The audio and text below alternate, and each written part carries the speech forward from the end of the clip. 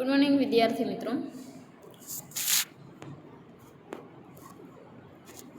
Chapter 1 economics. Last time આપણે જે વસ્તુ જોઈ હતી એ હતી આકૃતિ અને આલેખ દોરતી વખતે કઈ વસ્તુનું ખાસ ધ્યાન રાખવાનું, એના 3 થી 4 પોઈન્ટ હતા, એના વિશે આપણે વાત કરેલી હતી. આજે આપણે આંકડાકીય માહિતીની આકૃતિ કે આલેખમાં રજૂઆત કઈ રીતે કરવી.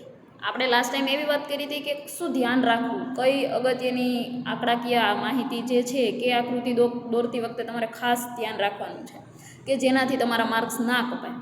આજે આપણે એવી વાત કરવાના છીએ કે તમે જ્યારે આકૃતિ અથવા આલેખ દોરો છો ત્યારે તમારે કઈ રીતે એ દોરવાનું છે અને એના કેટલા પ્રકારો છે, આકૃતિ કેવી હોય છે, આલેખો કેવા હોય છે, આ બધી વસ્તુઓની ડિટેલ આપણે જોવાના છીએ. ચેપ્ટર 1 છે આપણું. હવે આઈ થિંક 2 લેક્ચર પછી આપણું ચેપ્ટર પૂરું થઈ જશે અને પછી આપણે એની ટેસ્ટ જોશું. એટલે તમને પ્રકરણ વાઇઝ અથવા તો ચેપ્ટર વાઇઝ આપણે ક્વેશ્ચન પૂછશું અને એની એક્ઝામ આપણે રાખશું. એટલે ખાસ વિડીયો જોજો. ખાસ કોઈ પણ પ્રકારની ક્વેરી હોય તો તમે કહી શકો છો, સ્કૂલે આવો છો ત્યારે કહી શકો છો, મેસેજ કરી શકો છો. પણ જ્યાં સુધી તમને સમજાય નહીં ત્યાં સુધી આગળ ના જતાં આપણે એવી ટ્રાય કરીએ કે જ્યાં સુધી આપણને સમજાય નહીં ત્યાં સુધી આપણે ક્લિયર કરીએ. એટલે આજે આપણે વાત કરવાના છીએ આંકડાકીય માહિતીની આકૃતિ કે આલેખમાં રજૂઆત. આંકડાકીય માહિતીને આકૃતિ કે આલેખમાં અલગ અલગ રૂપે દર્શાવી શકાય. બે ચલ એટલે આપણે લાસ્ટ ટાઈમ વાત કરી. જો બોર્ડમાં હું તમને આકૃતિ પાછી વ્યવસ્થિત સમજાવીશ, ડિટેલમાં પાછું બધું કરાવીશ, એવી કોઈ ચિંતા ના કરતા, પણ તમે આકૃતિ 10મા ધોરણમાં દોરેલી છે, તમને આવડે છે, જસ્ટ સમજવાની છે. બે ચલ વચ્ચેનો જ્યારે સંબંધ, બે ચલ એટલે વાય ધરી અને એક્સ ધરી, એ બંને વચ્ચેના જે સંબંધ છે, બિંદુ દ્વારા એક બિંદુથી બીજા બિંદુને જે જોડતી રેખાઓ છે એને રેખીય આકૃતિ એનાથી બને છે. એટલે આપણે અર્થશાસ્ત્રમાં માંગ અને પુરવઠો ખૂબ અગત્યની વસ્તુ છે. તો માંગ અને પુરવઠાની આપણે ઘણી બધી એવી આકૃતિ દોરશું અને એ આપણે એની પ્રેક્ટિસ પણ કરશું. હવે હાલમાં આપણે અત્યારે કોમ્પ્યુટર ટેકનોલોજીનો ઉપયોગ કરીએ છીએ, ઘણી બધી વસ્તુઓ કોમ્પ્યુટર દ્વારા આપણે કરીએ છીએ. એટલે આકૃતિ, જો કોઈ બિઝનેસ સેન્ટર છે અથવા તો કોઈ મોટા પ્રોજેક્ટ છે તો એ બધી જગ્યાએ આકૃતિ પેજમાં અથવા તો પેન્સિલથી દોરતા નથી. હવે આધુનિક ટેકનોલોજીનો ઉપયોગ થાય છે. કોમ્પ્યુટરમાં બહુ સરસ રીતે, શાંતિથી, વ્યવસ્થિત રીતે ખાલી એક જ બટન દબાવવાથી ઘણી બધી આકૃતિ સારી અને એકદમ વ્યવસ્થિત થઈ જતી હોય છે. તો આપણે આધુનિક યુગમાં આકર્ષક રીતે આકૃતિ કઈ રીતે સારામાં સારી વૈવિધ્ય સાથે ઘણા બધા આલેખ અને આકૃતિ જોઈ શકીએ, સરળતાપૂર્વક એની સમજૂતી આપણને મળી શકે છે. તો એના 3 પ્રકાર છે. 1 માર્કનો આ ક્વેશ્ચન પૂછી શકાય મિત્રો કે આકૃતિના કેટલા પ્રકાર છે? તો તમે કહી શકો કે 3 પ્રકાર છે. એક છે સ્તંભ આકૃતિ, બીજું છે પાસેની સ્તંભ આકૃતિ અને ત્રીજું છે વૃતાંશ આકૃતિ. ખાસ યાદ રાખજો, સ્તંભ આકૃતિ, પાસેની સ્તંભ આકૃતિ અને વૃતાંશ આકૃતિ. એટલે આ 3 છે એ આકૃતિના પ્રકારો છે. હવે એમાં આપણે જોઈએ છીએ સ્તંભ આકૃતિ. જો તમારી પાસે બુક હોય તો તમે બુકમાં જોઈ શકો છો, પેજ નંબર 6 ઉપર છે. તો સ્તંભ આકૃતિ એટલે તમે લાસ્ટ ટાઈમ 10થમાં પણ આ વસ્તુ ક્લિયર કરેલી છે. સ્તંભ આકૃતિ એટલે તમને પહેલાં તો એક કોષ્ટક આપેલું હોય છે. હવે એ કોષ્ટકમાં એક વર્ષ હોય છે અથવા તો કોઈ પણ વસ્તુનું જે આપણે દર્શાવવાની માહિતી છે એ વસ્તુ આપેલી હોય છે. તો દાખલા તરીકે આપણી બુકમાં વર્ષ અને ઉત્પાદન એટલે કોઈ પણ પ્રકારનું પ્રોડક્શન, તો એ બંનેની જ્યારે વાત કરવામાં આવે છે તો એમાં વર્ષ એટલે કે એના જે સ્કેલ છે અલગ અલગ, એ સ્કેલ આપવામાં આવેલા હોય છે. અને તમારે આકૃતિમાં સ્તંભ આકૃતિ જ્યારે બનાવવાની છે ત્યારે OX ધરી ઉપર વર્ષ દર્શાવવાના છે, OY ધરી ઉપર એનું ઉત્પાદન અથવા તો તમને જે માહિતી આપેલી છે કોષ્ટકમાં. ખાસ યાદ રાખજો વિદ્યાર્થી મિત્રો, જ્યારે તમારી એક્ઝામમાં આકૃતિ દોરવાની છે ત્યારે તમારી રીતે નથી દોરવાની, તમને કોષ્ટક આપેલું જ હશે. એટલે 50% ટેન્શન તમારું ત્યાં સોલ્વ થઈ જાય છે. કારણ કે તમારે જે કોષ્ટક પેપરમાં આપેલું છે એ કોષ્ટકને તમારે દર્શાવવાનું છે. એટલે તમારે ખાલી એને ડિસ્ક્રાઇબ કરવાનું છે, તમારે ખાલી એને એક્સપ્લેન કરવાનું છે. તમને માહિતી તો આપેલી જ છે. એટલે OX ધરી ઉપર તમારે દાખલા તરીકે આપણા કોષ્ટક પ્રમાણે જોઈએ તો વર્ષ દર્શાવવાના છે. હવે વર્ષ એટલે 1970 થી 71, 1980 થી 81, 1990થી 91, 2000થી 2001, 2010થી 2011. તો આ જે વર્ષ દર્શાવવામાં આવે છે એ કઈ ધરી ઉપર? OX ધરી ઉપર.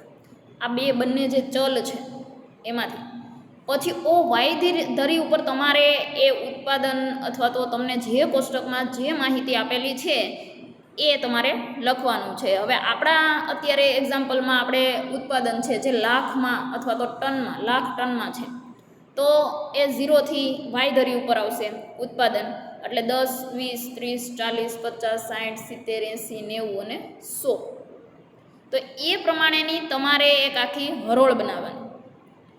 હવે માનો કે 10થી 20 વચ્ચે તમે કેટલું અંતર રાખેલું છે? તો 10-10નો તમે ગેપ રાખેલો છે. પછી 20થી 30, 30થી 40, 40થી 50, 60, 70, 80, 90 અને 100. તમારે Y ધરી એવી રીતે તૈયાર કરી લેવાની છે. હવે સ્તંભ આકૃતિ એટલે અલગ અલગ સ્તંભ દોરવાના છે. હવે તમારે કોષ્ટકમાં જે વસ્તુ આપેલી છે એ જ વસ્તુ તમારે દર્શાવવાની છે. બહુ ઇઝી વસ્તુ છે. દાખલા તરીકે તમે 1970 કે 71 તમે તમારી આકૃતિમાં જોવો છો, તો 1970 અને 71માં તમારે કેટલું ઉત્પાદન થયેલું છે તમારા કોષ્ટકમાં? 23.8. 1970માં 71માં 23.8. તો 23.8 છે. તો હવે તમારે Y ધરી ઉપર જોવાનું છે. Y ધરી ઉપર તમારે શું કરવાનું છે? 23.8 ક્યાં આવશે? તો 30થી નીચે, 20થી ઉપર. 20 અને 30ની વચ્ચે 23 આવશે.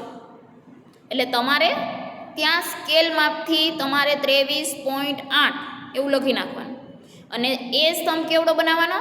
ત્યાં સુધી 23થી ઉપર ના જવો જોઈએ, 30થી ઉપર ના જવો જોઈએ, તો તમારી આકૃતિ ખોટી પડશે. એવું જ પાછું નેક્સ્ટ 1980થી 81, 80થી 81 છે, તો તમારે એની સામે કોષ્ટકમાં કેટલું છે ઉત્પાદન? પહેલાં તમારે કોષ્ટક જોવાનું છે. 36.3. તો 36.3 છે. હવે માનો કે પોઈન્ટ તમે નથી યાદ રાખતા, પણ 36 ક્યાં આવશે? હંમેશા 36, 40થી નીચે જ આવશે. એટલે 30 અને 40ની વચ્ચે તમારે આ સ્તંભ દોરવાનો છે. સ્કેલ માપ ખાસ લેવાનું છે. 36.3 તમારે ત્યાં દર્શાવી દેવાનું છે. એક સ્કેલથી લાઈન બનાવી લેવાની છે અને પછી એવડો જ સ્તંભ બનાવવાનો છે. સ્તંભની ઊંચાઈ ખૂબ અગત્યની છે મિત્રો, યાદ રાખજો. તમારા કોષ્ટક પ્રમાણેની જેની ઊંચાઈ હોય તો જ તમને 5 માર્ક આકૃતિના મળશે. આપણે અત્યાર સુધી બોલપેનથી ઉતાવળમાં પેપરમાં એક્ઝામમાં ફટાફટ L બનાવી નાખતા હતા આકૃતિનો, Y અને X, અને કોઈ સ્કેલ માપની આપણે જરૂર પડતી નહોતી. સ્તંભ તો ખબર નહીં, ઊંચા નીચા સ્તંભ જેવું કંઈ હતું જ નહીં. એટલે આપણા માર્ક્સ આપણે પછી એમ કહીએ કે બહુ બધું સાચું લખ્યું હતું, કોઈ વસ્તુ ખોટી નહોતી લખી, પણ આકૃતિના માર્ક કેમ કપાયણા છે, મને કેમ આટલા જ આપ્યા? પણ ખાસ વસ્તુ છે સ્કેલમાં, બહુ અગત્યની વસ્તુ છે. હવે ત્રીજો પોઈન્ટ મીન્સ કે સ્તંભ છે એ 90થી 91નો છે. તો 90થી 91 છે. હવે તમારે એની સામે જોવાનું છે કોષ્ટકમાં. 90થી 91ની સામે શું છે? 55.1. 55 ક્યાં આવશે? 60 અને 50ની વચ્ચે. તો તમારે એ સ્તંભ કેવડો બનાવવાનો છે? એ જ માપ લઈને. એવી જ રીતે બધા સ્તંભ બનાવવાના છે. અને પછી સ્તંભની ઊંચાઈ તમારે છે એ એક બોક્સ બનાવી અને એને હાઇલાઇટ કરવાની છે. જે તમારા કોષ્ટકમાં છે એ વસ્તુ તમને મળી ગઈ છે. એટલે આ વસ્તુ ખૂબ અગત્યની છે. હવે આપણે એવું આ આકૃતિની મદદથી, સ્તંભ આકૃતિની મદદથી આ વસ્તુ ઇઝી બનાવી શકીએ છીએ. કોઈ માણસ વાત કરે 1970 71માં 23 લાખ ટન ઉત્પાદન થયેલું હતું, તો આ વસ્તુ ઘઉંનું ઉત્પાદન આપણે જોઈએ છીએ, તો કોઈ એવી વાત કરે કે 80 81માં 36.3 લાખ ટનમાં ઘઉંનું ઉત્પાદન થયેલું હતું, તો એ આંકડાકીય માહિતી છે તો એનો પ્રભાવ પડે છે, તો એ વસ્તુ વિશ્વાસનીય બને છે. ખાસ યાદ રાખજો મિત્રો, બહુ ઇઝી વસ્તુ છે. પેલું ચેપ્ટર છે, બહુ સિમ્પલ ચેપ્ટર છે, એટલે ના સમજાય એમ છતાં તો. અને આકૃતિ ઘરે દોરવાના પ્રયત્ન કરજો. જ્યાં સુધી તમે જાતે પ્રયત્ન નહીં કરો ત્યાં સુધી તમે ક્યાં અટકો છો, તમારી શું ભૂલ છે એ નહીં ખબર પડે. એવી જ રીતે આપણને બીજી આકૃતિ આપેલી છે, પાસેના સ્તંભ આકૃતિ. આપણે અત્યારે કઈ જોઈ? પાસ પાસેની આપણે આકૃતિ જે જોઈએ સ્તંભ આકૃતિ હતી, હવે આપણે જોઈએ છે પાસ પાસેની સ્તંભ. સેમ એ જ વસ્તુ છે. OX ધરી છે, તમારે વાય ધરી ઉપર કોઈ પણ વસ્તુ જે આપેલી છે, અહીંયા કોષ્ટક જે આપેલું છે ને એ કોષ્ટક જ તમારે યાદ રાખવાનું છે. કોષ્ટકમાં આપેલું છે વર્ષ, પુરુષ, સ્ત્રી અને કુલ.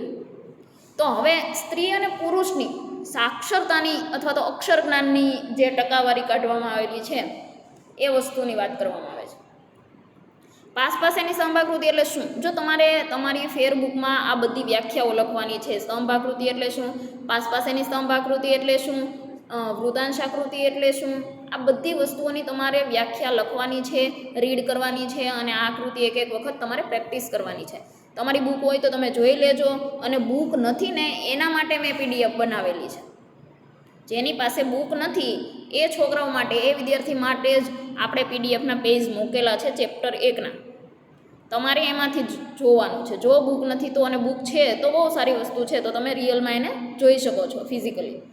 હવે પાસ પાસેની સ્તંભ આકૃતિની આપણે જ્યારે વાત કરીએ છીએ તો સ્તંભ આકૃતિ સારી રીતે માહિતી રજૂ કરી શકે છે. આ પાસ પાસેની જે સ્તંભ આકૃતિ, હવે માનો કે 3 વસ્તુ તમારે એક વસ્તુ કહેવાની છે, 3 વસ્તુ તમારે એકસાથે દર્શાવવાની છે, તો તમે એક સ્તંભ આકૃતિ દોરો, એમાં ખાલી પુરુષની માહિતી આપો અક્ષર જ્ઞાનની, પછી બીજી સ્તંભ આકૃતિ દોરો, એમાં સ્ત્રીઓની માહિતી આપો, પછી ત્રીજી કે બાળકોની માહિતી આપો. એવું નહીં કરવાનું. એની સ્પેસ અથવા તો એટલી બધી મહેનત કરવાની કોઈ જરૂર છે નહીં. અત્યારે આધુનિક સમયમાં આપણે બહુ શોર્ટ અને સ્વીટ રીતે દર્શાવી શકીએ છીએ. તો હવે આ જે પાસ પાસેની આકૃતિ છે એમાં એક જ આકૃતિમાં 3 કે જેટલી માહિતી આપેલી છે એટલા સ્તંભ તમારે દોરવાના. તો તમે તમારી બુકમાં જોઈ શકો છો કે 1951માં પુરુષની અક્ષર જ્ઞાનનું કેટલાવારી ટકા હતું, તો જે 30.17 છે એ એનું પ્રમાણ છે. તો હવે તમારે એક સ્તંભ એવડો બનાવવાનો છે 1951થી એની સામે 30 આવતા હોય ત્યાં સુધી. એટલે એ સ્તંભ કેવો બની ગયો? પુરુષનો અક્ષર જ્ઞાનનો. એની એક્ઝેક્ટ બાજુમાં સ્ત્રી, એટલે તમારે 1951 જ પકડી રાખવાનું છે. એની સામે હવે સ્ત્રીનું પ્રમાણ કેટલું છે? તો કે 12.79. તો હવે તમે જે મોટો સ્તંભ બનાવેલો છે 30 વાળો, એમાં તમારે 12 ક્યાં આવશે? તો કે નીચે 10થી ઉપર અને 20થી વચ્ચે. તો હવે તમારે એની એક્ઝેક્ટ બાજુમાં તમારે એ જ પોઈન્ટથી દર્શાવવાનું છે 10ની ઉપર 11 અને 12, એટલે 12.79 સુધીનો તમારે એ પોઈન્ટ દર્શાવવાનો છે, સ્તંભ દર્શાવવાનો છે. અને એની એક્ઝેક્ટ એનું કુલ, એટલે પુરુષનું પ્રમાણ, સ્ત્રીનું પ્રમાણ અક્ષર જ્ઞાન, અને એનું કુલ પ્રમાણ કેટલું છે? તો કે 21.9.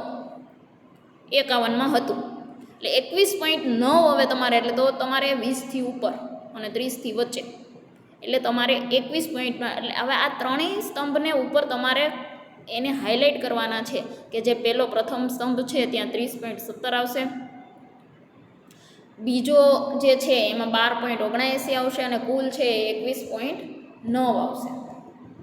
તો વિદ્યાર્થી મિત્રો, આવી રીતે બધા જ સ્તંભમાં તમારે ડિટેલથી જોવાનું છે. તમે જે સ્તંભ બનાવો છો એ પેટર્નવાળો હોવો જોઈએ. આકૃતિ મીન્સ કે તમે કોઈ ચેક્સ બનાવી શકો છો, ડાર્ક, લાઇટ, આવી બધી પેટર્ન કરી શકો છો, જેનાથી આકૃતિ તમારી વધારે આકર્ષક લાગશે, વધારે સારી જોઈ શકો છો તમે. એના માર્ક સારા મળી શકે છે. ખૂબ સિમ્પલ વસ્તુ છે, તમને આવડતી જ હશે બધાને. 10મા ધોરણમાં આપણે આ બધી વસ્તુ કરીને આપણે 11મામાં આવેલા છીએ. એમ છતાં કંઈ પણ વસ્તુ નથી સમજાતી, તમે પ્લીઝ મેસેજ કરો છો. રેગ્યુલર વિડીયો તમે જોશો તો જ તમે 11મા ધોરણમાં જે નવા સબ્જેક્ટ છે એને તમે ફોલો કરી શકશો. જે કાંઈ ક્વેરી છે એ તમે પર્સનલ મેસેજમાં પણ કહી શકો છો, એવું છે નહીં. અને કોઈ પણ વસ્તુ નથી સમજાતી અથવા તો કાંઈ પણ નથી આવડતું, કોઈને ફોનનો પ્રોબ્લેમ હશે તો વિડીયો કદાચ ડાર્ક, લાઇટ એવી રીતે દેખાતો હશે, પ્લીઝ તમે 8થી 11 વચ્ચે ક્યારેક કોઈને નથી સમજાતું ત્યારે તો તમે સરને ફોન કરી અને આવી શકો છો. ક્વેરી હોય તો એ સોલ્વ કરી શકો છો. Thank you.